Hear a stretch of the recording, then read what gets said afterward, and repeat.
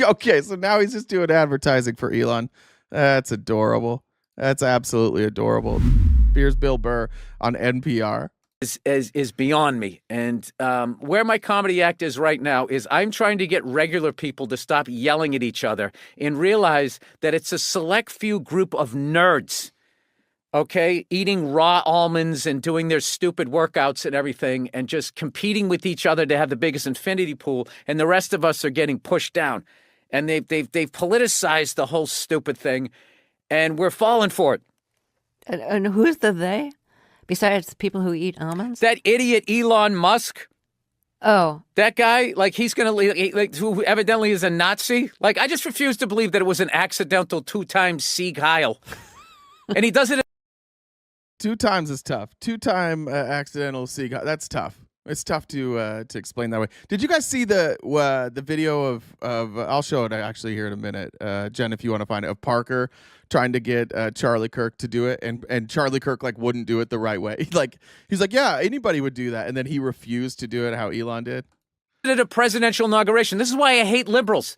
It's like liberals have no teeth whatsoever. They just go, oh my God, can you believe I'm getting out of the country? I'm just like, you're going to leave the country because of one guy with dyed hair plugs and a laminated face who makes a bad car and has an obsolete social media platform? You're going to leave this. Why doesn't he leave? Why isn't he stopped? What are we so afraid of this guy who can't fight his way out of a wet paper bag? All right, this is from the Daily Show. They edited a clip together. But that first clip was Bill Burr ranting on NPR, which I always love. But here was a clip from the Daily Show. It's Republicans talking about George Soros, but they just clipped in pictures of Elon instead. And boy, does it fit. I mean, if you look... I actually say it fits better with Elon, to be honest. The stuff that they're saying, it fits better with Elon. I mean, if you look up oligarch in the dictionary, his picture should be there. Americans really need to be worried about this man. I think he's the greatest threat to democracy, not just in this country, but worldwide. This alliance of big government and big tech and the billionaire class needs to be broken up. So you have one guy, some naturalized American, who hates the United States and wants to destroy it. He gets to control the country in the way he does because he's rich and the rest of us aren't as rich. These people have a stranglehold increasingly on our communication in this country. They want to have a stranglehold on our politics, and it's time we put a stop to it. He is a puppet master, a seeker of power behind the scenes. If some guy, some kooky far-right person was given this kind of money to the Republicans, this would be page one in every newspaper, and CNN would lead with it 24/7. What is this? Jen just sent me this. Oh, from 11/14. To Republicans, conservatives, and all great Americans, Elon Musk is, yeah, you can see this. Elon Musk is putting it on the line in order to help our nation, and he's doing a fantastic job. But the radical left lunatics, as they often do, are trying to illegal. That's us, guys. That's us. We're the radical left lunatics. Should we make a shirt? Maybe that's what we make a shirt. Radical left lunatic. Maybe there's the new merch idea. As they often do, are trying to illegally and collusively, ooh, new word, boycott Tesla, one of the world's great. Oh, this is about him buying a Tesla, one of the world's great automakers, and Elon's baby. That's not Elon's baby. Elon's babies are plural. It's like 15 of them with a bunch of different moms. He has lots of babies. It's just that Tesla seems to be the only one he cares about. In order to attack and do harm to Elon and everything he stands for. They tried to do it to me at the 2024 presidential ballot box. But how did that work out? In any event, I'm going to buy a brand new Tesla tomorrow morning as a show of confidence and support for Elon Musk, a truly great American. Why should he be punished for putting his tremendous skills to work in order to help make America great again? Yeah, okay, so now he's just doing advertising for Elon. That's adorable. That's absolutely adorable. That actually goes along with another story here. Let me pull it up. This is from Crystal Ball, who, goddamn, I'm so glad Crystal Ball went to TikTok. I'm loving her new content. I didn't like buttoned up Crystal Ball. I'm not a big fan of Sagar. But Crystal Ball's new investigative journalism that she's doing over on TikTok is, one, really important, and two, just really good. She's doing really, really good reporting. And here she is covering a story from the Toronto Star about a sudden increase in Tesla sales. is being investigated for potential government fraud, not by our government, but by the government of Canada. So Tesla is facing allegations that they cooked the books on their EV sales in order to hog up all of the remaining funds in an EV rebate fund that was provided by the government. So here's the backstory. Canada had this program where if you want to go and buy an EV, you would get a break. Dealers would front that cost, and then they would submit an application with the government and get refunded for the cost of that rebate. Program was really popular, but the fund was running out of money. So the government sent out a notice to all of these dealers saying, hey, I think we're going to run out of money sooner than anticipated, and we'll have to shut down the program in the next couple of weeks. Lo and behold, after that announcement went out, a near miraculous increase in sales happened at 4 particular Tesla dealerships. So they went from selling maybe a few dozen electric vehicles a day, still kind of impressive. Yeah, nothing to see here. Nothing to see right here. Just a massive spike. For anybody who can't see it above me there, that's January 1st through January 11th. So this is a 10-day spread, and that's when you see that massive spike, and then it comes back down. The lines are this: the top line is Tesla Quebec City. The next one down is Tesla Etobicoke. How do you say that?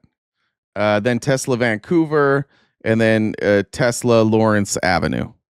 In my opinion, to selling thousands. One dealership in particular claims to have sold 4,000 Teslas over the course of a 3-day period. When you put just these 4 Tesla dealerships together, they claim to have sold 8,600 cars in just 3 days. This utterly astonishing spike in alleged sales led to Tesla filing for $43 million in EV rebates, and that comprised about half of the remaining fund. So then the fund had to be closed down because all of the resources were gone. This meant that a bunch of other dealerships really got screwed because they had given the rebate to the customers, anticipating they were going to be refunded by the government. And instead, they were left holding the bag to the tune of $10 million. This is why people shouldn't be as rich as Elon Musk is. This is why people shouldn't be as rich as Tesla is. Like, this is why these massive corporations should not exist, for exactly this reason. Like, how are you even going to track this down? And once you do track it down, what are you going to do? Like, I do trust the Canadians to hold Elon's feet to the fire significantly more than the Americans, but like ultimately, what's going to be the outcome? Maybe they ban Tesla from Canada. I don't know, but it's nice. It doesn't make a lot of sense to see Tesla's stock plummet. And then all of a sudden, everybody's like, these cars are great. Every recall that's come out, every EV company is catching up or surpassing Tesla. This makes absolutely no sense. Look, you want to know where he got the idea? I'm sure he got this idea from Trump. If you remember when Trump was running his casinos, none of us probably remember. Some of you might remember, but Trump basically, he had multiple casinos in Atlantic City, and he built the Taj Mahal. And the Taj Mahal was this massive expense. Most people believed at the time that he massively overpaid for it, that the bank shouldn't have lent that money, and that there wasn't enough traffic in Atlantic City to warrant another casino. But Trump was like, yeah, if I build this other casino, more people will come to Atlantic City. They'll come to Atlantic City instead of Las Vegas. And that didn't work out. So then what Trump started doing is in order to make Taj Mahal look like a success, they started taking all their high rollers and they were giving them incentives to take their money over to the Taj Mahal so they could gamble at the Taj Mahal. If you're a high roller gambler, that might mean like if you want incentives, you might get free play. You might be able to play by different rules. Of course, you're going to get rooms. Maybe you get access to a helicopter or transportation, whatever it might be. They incentivize people enough to move them over to the Taj Mahal. So then the Taj Mahal got close to breaking even. In the meantime, Trump's other casinos were bleeding money. Trump tried this for a while, and some quarterlies were coming up where they knew they were going to miss the mark. So his dad came in, and I want to say it was $5 or $10 million worth of chips that his dad came in and bought, and then they just never cashed out the chips. They just kept it. So it was just like an influx of money.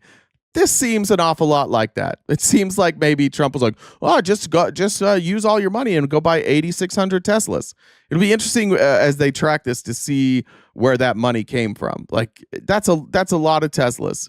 So what actually happened here? Were people so energized by the possible end of this rebate program that they flocked by the thousands to these particular 4 Tesla dealerships? Seems unlikely, given the fact that Tesla sales basically everywhere are plummeting, including in Canada, where they have dropped month over month by 70%.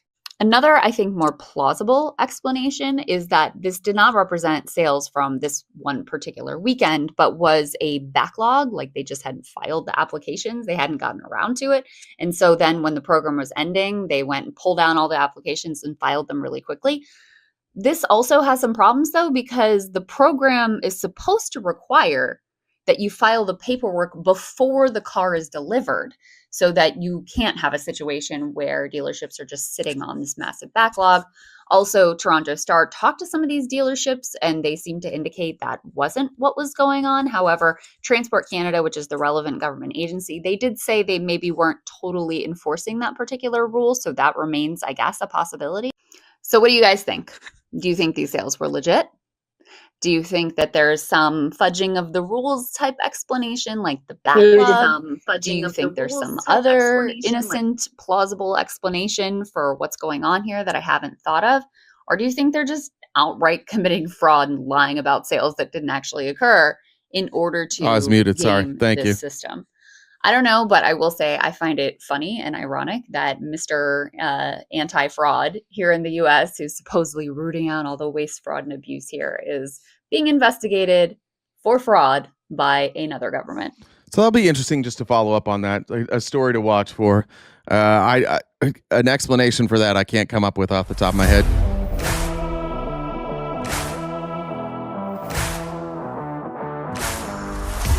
That's adorable.